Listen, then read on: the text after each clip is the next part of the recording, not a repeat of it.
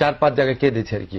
মানে একটা মানুষ এত স্যাক্রিফাইজিং হতে পারে, এখানে বঙ্গবন্ধু 55 সন পর্যন্ত ওনার বর্ণনা দিয়েছেন। এই বই পড়লে মানুষের হতবাক, বিস্মিত, মানে অকল্পনীয় একটা রিয়ালাইজেশন সামনে যাওয়া ছাড়া উপায় নাই।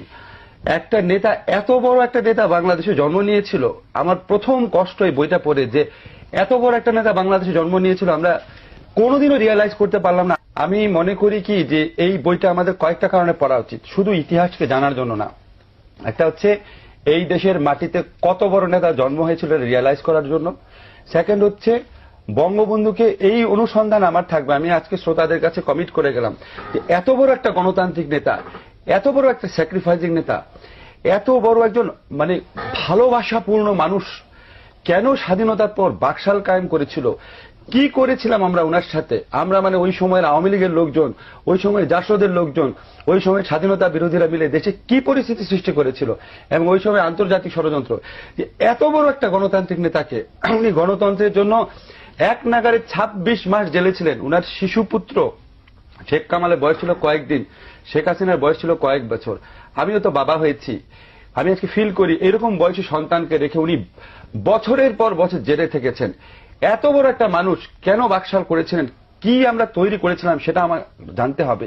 সেই অনুসন্ধানটা, সেই গবেষণা করার প্রয়োজনটা এখানে আসছে। থার্ড যে জিনিসটা লাস্ট আমি বলবো, যে আজকের রাজনীতিবিদদের জন্য এই বইয়ের পাতায় পাতায় উদাহরণ আছে, এই বইয়ের পাতায় পাতায় আত্মদর্শন আছে, পাতায় পাতায় দিক নির্দেশনা আছে। আজকের রাজনীতিবিদরা যেন এই বইটা পড়েন এবং অনুভব করেন যে বঙ্গবন্ধুর থেকে ওনারা প্রত্যেকে কত নিচে নেমে গেছেন, কত দূরে সরে গেছেন। এটা বিএনপির ক্ষেত্রে যেমন সত্যি, আওয়ামী লীগেরও অধিকাংশ নেতার ক্ষেত্রে সত্যি।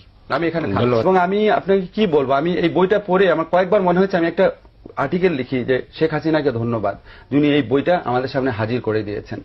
আমি অনেক বড় সমালোচক সরকারের শেখ হাসিনা, কিন্তু এই যে একটা কাজ উনি আমাদের করে দিয়ে গেছেন, এবং এই বইটা আমি পুঙ্খানুপুঙ্খভাবে চেষ্টা করেছি বুঝার জন্য এখানে কোনো কিছু ডিস্টর্ট করা হয়েছে নাকি। এখানে কোনো কিছু ডিস্টর্টও করা হয় নাই। কেন করা হয়নি আপনাকে বলি। এখানে বঙ্গবন্ধুর বিরুদ্ধে যারা রাজনীতি করেছেন, এমনকি বঙ্গবন্ধুর হত্যাকারী যিনি ছিলেন খন্দকার মুশতাক, তার সম্পর্কে ভালো কথা আছে, টাচ করা হয়নি কোনো কিছু। এই বইটা পড়ে আমি 4-5